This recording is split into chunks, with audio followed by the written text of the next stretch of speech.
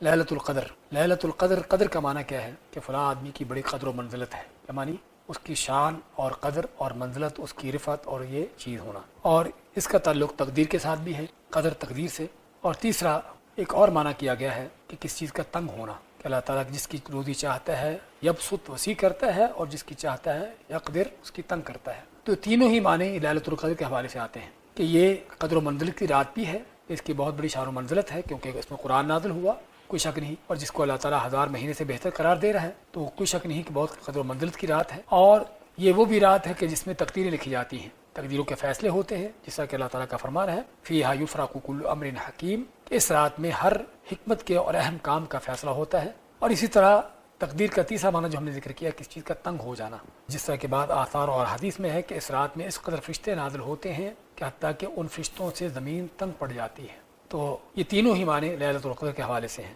اس کے بعد اس کی فضیلت کے حوالے سے اللہ تعالیٰ کا فرمان انا انزلناہ فی لیلۃ القدر، کہ ہم نے اس قرآن کو نازل کیا ليلۃ القدر میں۔ تو قرآن کا نازل ہونا ہی اس رات میں اس بات کی دلیل ہے کہ اللہ کے ہاں یہ کتنی عظیم رات ہے، کہ اللہ نے اپنی سب سے عظیم کتاب اپنا کلام نازل کرنے کے لیے اس رات کو خاص کیا۔ پھر فرماتا ہے وما ادراک ما لیلۃ القدر، کہ تمہیں کیا معلوم کہ وہ ليلۃ القدر کیا ہے۔ علامات ہے لیلۃ القدر خیر من الف شہر، کہ ليلۃ القدر جو ہے 1000 مہینے سے بہتر۔ ہمارے ہاں اکثر کہتے ہیں کہ 1000 مہینے کے برابر، وہ 83 سال 4 مہینے، یہ غلط ہے بھی۔ اللہ تعالیٰ کیا مانتا ہے کہ 1000 مہینے سے بہتر، وہ بہتری کتنی ہے، دگنی ہے، 3 گنا ہے، 4 گنا، اللہ بہتر جانتا ہے، لیکن 1000 مہینے سے بہتر، یعنی ایک رات جو چند گھنٹے کی رات ہے 1000 مہینے سے بہتر، کس بات کی دلیل ہے کہ اللہ کے ہاں اس رات کی کیا عظمت ہے، کیا فضیلت ہے، کس قدر یہ عظیم ترین رات ہے۔ اور پھر اس رات کی فضیلت و عظمتوں میں سے کہ جس میں اللہ تعالیٰ خود اپنے حکم سے فرشتوں کو نازل کرتا ہے، اس کا معنی کہ اللہ کے ہاں اس رات کا کیا اہتمام ہے۔ اور پھر یہ رات اللہ کیا فرماتے ہیں سلام ہی حتی مطلع الفجر،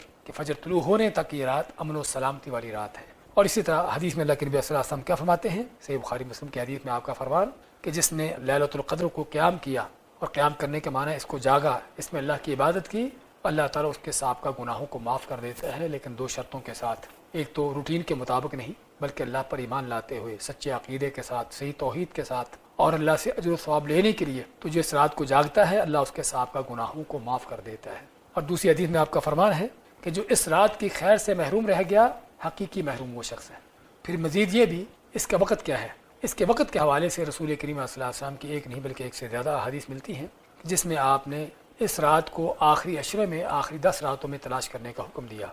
تو اس کا معنی ہوا کہ آخری 10 راتوں میں سے کوئی رات بھی ہو سکتی ہے، اگرچہ اس میں طاق راتیں ہونے کا اس میں زیادہ امکان ہے، جس طرح کہ نبی اکرم صلی اللہ علیہ وسلم کا فرمان ہے۔ تو جو اس کو تلاش کرنا چاہتا ہے اس کو چاہیے کہ وہ آخری 10 راتیں ہی جاگے، اللہ کی عبادت کرے۔ اس کے علاوہ اس کی علامتیں کیا ہیں؟ کچھ تو وہ علامتیں جو ہمارے بعض جاہل لوگوں نے پھیلا رکھی ہیں کہ اس رات میں کوئی کتا نہیں بھونکتا، اور دریاؤں کا پانی دودھ بن جاتا ہے، اور لوہا سونا بن جاتا ہے، اور پتہ نہیں کیا کیا اس طرح کی واحد باتیں سننے کو ملتی ہیں۔ لیکن اس کے بارے میں جو صحیح احادیث سے چند ایک چیزیں ثابت ہیں، وہ ایک یہ ہے کہ اللہ تعالیٰ کا، بلکہ اس سے پہلے اللہ تعالیٰ کے قرآن میں کیا ہے، سلام ہی، یہ رات سلامتی والی ہے۔ اور علماء نے سلامتی والی کے ہونے کا اس سے اخذ کیا ہے کہ اس رات میں ایک سکون و اطمینان ہوتا ہے، اور یہ اس کا بعد روایات احادیث سے بھی اس کا ثبوت ملتا ہے، اور خصوصاً جو اس رات کی عبادت میں مشغول ہوتے ہیں ان کو جو روحانی سکون ملتا ہے، اور اسی لیے بعض اللہ تعالیٰ کے بندوں کو احساس ہو جاتا ہے کہ یہ ليلۃ القدر ہے۔ اسی طرح نبی اکرم صلی اللہ علیہ وسلم کو بتایا گیا کہ نشانی یہ بتائی گئی کہ آپ اس کی صبح میں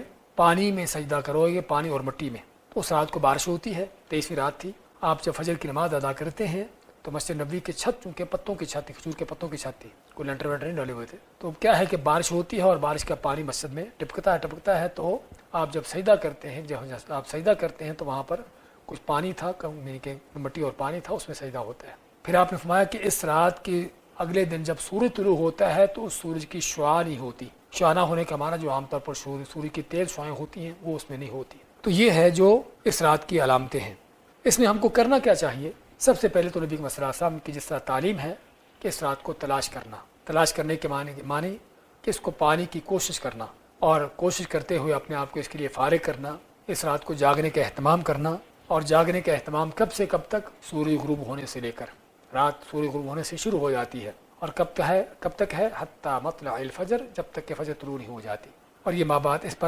پہ تنبیہ کر رہا ہوں کہ ہمارے بہت سے لوگ طلوع آفتاب کے ساتھ افطاری کر کے نماز پڑھی، اس کے بعد کھانے پر بیٹھ گئے اور گپ شپ چلتی رہی اور کھانے کے مزے اڑاتے رہے، حتیٰ کہ عشاء کا ٹائم ہو گیا تو مسجد میں تراویح کے لیے آئے، اور اس انداز سے یعنی کہ ان کے ہاں لیلۃ القدر جو ہے وہ شاید رات کو کہیں 10-11-12 بجے شروع ہوتی ہے، اور یہ بہت غلط مفہوم ہے۔ یہ پوری رات ہی لیلۃ القدر ہے، مغرب سے سورج غروب ہونے سے شروع ہو جاتی ہے اور فجر طلوع ہونے تک باقی ہے۔ اس کی افطاری کرنا بھی عبادت ہے، اور اس کے بعد اپنے اوقات کو مصروف کرے نماز کے اندر، نفل نمازیں ہوں جو فرض نمازوں کے علاوہ نوافل کا اہتمام ہو، قرآن کریم کی تلاوت ہو، اور ذکر اذکار ہو اللہ تعالیٰ کے مختلف انداز سے، دعائیں ہوں، اور خصوصی طور پر اس میں توبہ استغفار۔